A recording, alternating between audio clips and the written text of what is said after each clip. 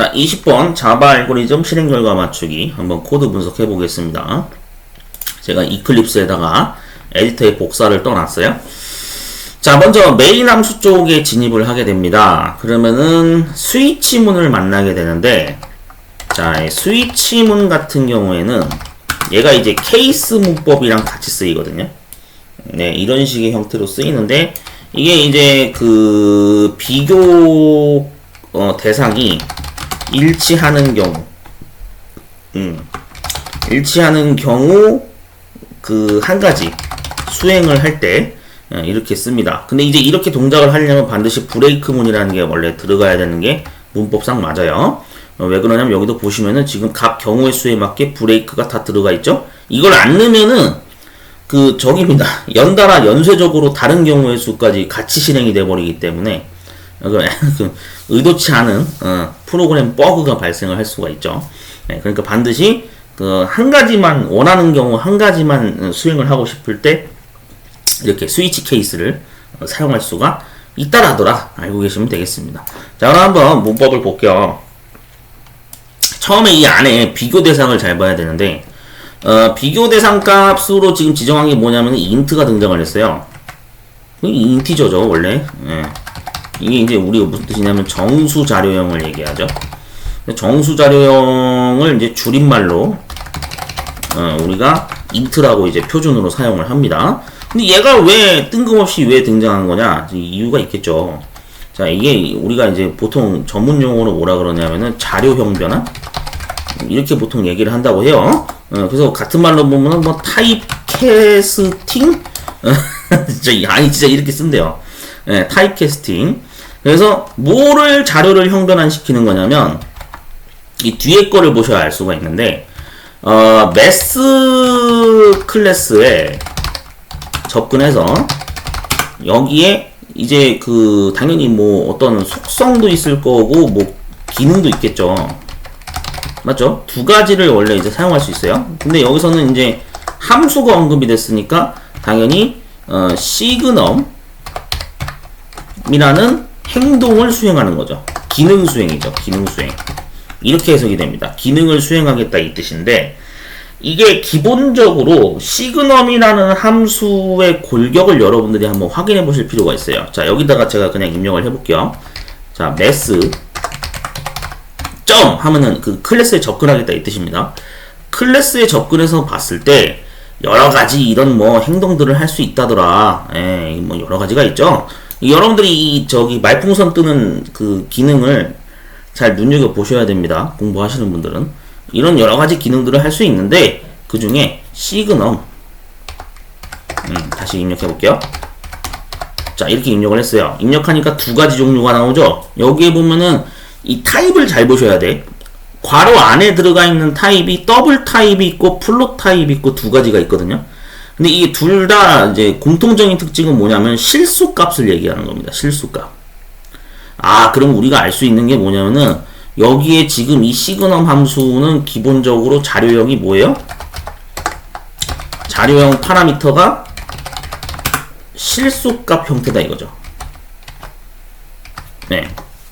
그럼 실수니까 그럼 실제로 이거를 지금 어떻게 한 거예요? 아까 int 나왔으니까 정수 타입으로 바꿔줘라 이거지.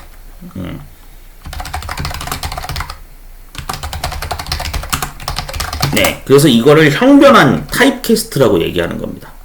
아, 이제 좀 이해가 되시죠? 실수값을 정수로 바꾸라 이 뜻이에요. 그래서 여기에 int라고 하는 이 키워드를 괄호 씌워서 이렇게 추가해 준 겁니다. 이해되셨죠? 이렇게 여러분 이렇게 분석하셔야 돼요. 진짜 공부하실 때. 그러면은 지금 보면은 얘가 이제 그 여러분들이 또 혹시나 모르시는 분들을 위해서 설명을 드리면 시그넘이라고 하는 함수가 그럼 도대체 용도가 뭐냐? 이제 용도를 파악을 해야겠죠? 용도라고 하는 것은 우리가 이제 이렇게 해석이 됩니다. 우리 숫자 체계 개념을 좀 기본으로 돌아가서 여러분들 수학 시간에 아마 배우셨을 건데 양수라는 게 있고 음수라는 게 있죠. 맞죠? 이게 좀 한자어라서 좀 어려울 수도 있겠으나 양수가 플러스고 음수가 마이너스죠. 이거 알고 계셔야 됩니다. 이랬구나. 라고 하시는 분들은 이번 기회에 확실히 공부하시면 될 것 같아요. 그 다음에 또 0이라는 숫자도 있죠.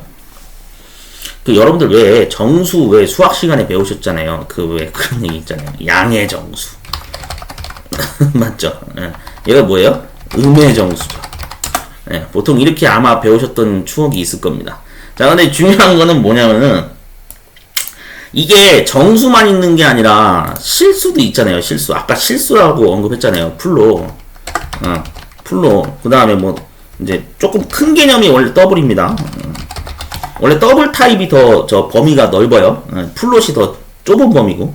그래서 예전에는 플롯을 많이 사용했는데 요즘에 컴퓨터 사양이 워낙에 좋아져가지고 더블 타입을 원래 기본으로 많이 씁니다. 둘 다 이제 실수 값을 가리키는 거죠. 그래서 뭐 양의 실수. 굳이 좀 이제 직역을 하자면 뭐 음의 실수 이렇게 얘기할 수 있겠죠. 맞죠? 진짜 이렇게 원래 얘기해요. 중요한 거는 뭐냐면은 정수건 실수건 어쨌든 둘 다 양수인 경우, 그 다음 뭐 정수건 실수건 음수인 경우 이거를 따지는 거죠. 이 개념을 얘기하는 거예요. 자, 그런데 조금 더 깊이 들어가겠습니다. 그래도 우리가 문제를 분석하는 건데 이거는 이제 참고사항으로 알고 계시면 좋을 것 같은데 원래 정보처리 기능사에서는 아직도 전자계산기 일반 과목이 있거든요. 근데 이제 정보처리 산업기사랑 정보처리 기사가 예전에 20년도를 기점으로 개편이 됐었죠. 근데 개편되기 전인 2019년도까지는 그 전자계산기 구조라는 과목에서 이게 실제로 용어가 등장을 했었는데 좀 알고 계세요. 원래 정수라는 개념을 우리가 이제 숫자 데이터를 보면 이렇게 얘기하죠. 1, 2, 3 맞죠? 이게 정수죠. 물론 뭐 마이너스 1도 뭐 포함되긴 합니다만 음수도 이게 정수죠. 정수라고 하는 것을 이제 같은 말로 이제 공학적 용어로 뭐라고 얘기하냐면 고정소수점이라고 얘기합니다. 왜냐하면 뒤에 이게 소수점이 있는데 이게 소수점이 이게 생략돼 있다. 뭐 이렇게 뭐 해석도 하고 소수점이 움직이지 않고 그 자리에 딱 고정돼 있는 정수값 표현 방식이다. 그러니까 2.0이나 2나 똑같은 거죠. 맞죠? 0을 생략하죠. 소수점도 생략하고. 그래서 이런다 그래서 이 소수점이 움직이지 않는다 그래가지고 고정 소수점 데이터를 정수라고 표현을 하죠. 막 신기하죠? 여러분들 그냥 참고해서 알아두세요. 이게 시험에 혹시나 나중에 나올 수도 있으니까 참고하시면 되겠습니다. 자, 실수는 보통 뭐라 그러냐면 실수가 원래 이런 거죠. 뭐 2.35, 뭐 6.7, 뭐 이런 것들, 이런 것들인데 물론 음수 포함이긴 합니다만. 자, 이게 이제 실수인데 얘는 이제 원래 개편 전에 전자계산기 구조 분야에서 이렇게 얘기했죠. 부동소수점. 왜냐면은 이 소수점 자리가 움직일 수 있다 이 뜻이거든요. 이게 2.35에서 뭐 계산 처리를 해가지고 23.5가 될 수도 있는 거고 뭐 하여튼 뭐 그런 뜻이에요. 소수점이 막 둥둥 떠다녀서 움직인다. 이런 뜻으로 해가지고 부동소수점이라고 보통 얘기를 이렇게 명칭을 불렀습니다. 와, 신기하네. 이렇게 생각할 수 있는데 별거 아니에요. 그냥 그러려니 하세요. 자, 그래서 하여튼 정수랑 실수 개념을 한번 알아봤습니다. 자, 그러면 보면은 이게 이제 결국에는 양수냐 음수냐 0이냐를 따지는 건데 만약에 값이 양수다 그러면은 결과가 어떻게 판별이 되냐면은 얘는 1을 판단합니다. 원래 여기 플러스가 이제 원래 붙어야 되는 게 맞는데 보통 양수 값은 원래 플러스 부호를 생략할 수 있죠. 맞죠? 그래서 이게 1로 나오고요. 음수인 경우에는 이제 마이너스 값이니까 얘를 마이너스 1이라고 이렇게 결과를 찍어줍니다. 실제 이렇게 동작을 한대요. 자, 그 다음에 이제 0인 경우는 그냥 0이에요. 별거 없어요. 0은 그냥 0이에요. 이렇게 세 가지 경우로 결과를 찍어낸다. 이렇게 동작하는 함수가 바로 시그널 함수다 라고 알고 계시면 됩니다. 그래서 원래 여러분들 단어 풀이를 하자면은 원래 그렇게 되는 거죠. 시그널 이라는 단어 많이 들어보셨죠. 그 다음 뭐 사인이냐 시그널이냐 뭐 단어에 따라 발음이 좀 달라지긴 하는데 이게 우리가 이제 부호 뭐 또 뭐 신호 뭐 이런 뜻으로 해석이 되죠. 근데 여기서 이제 부호가 맞아요. 네, 그래서 플러스 부호냐 마이너스 부호냐 그걸 이제 따지는 거라고 보시면 될 것 같고, 그 다음에 이게 또 합성어로 들어간 게 넘이죠. 넘이니까 넘버입니다.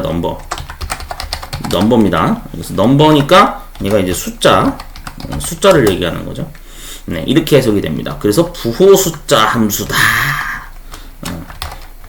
부호 숫자 함수다. 이렇게 해석할 수 있죠.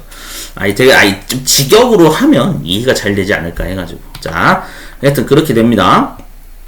그래서 이거를 타입캐스트를 해가지고 정수값이 이게 양수냐 음수냐 0이냐 세 가지 중에 하나를 판단해라.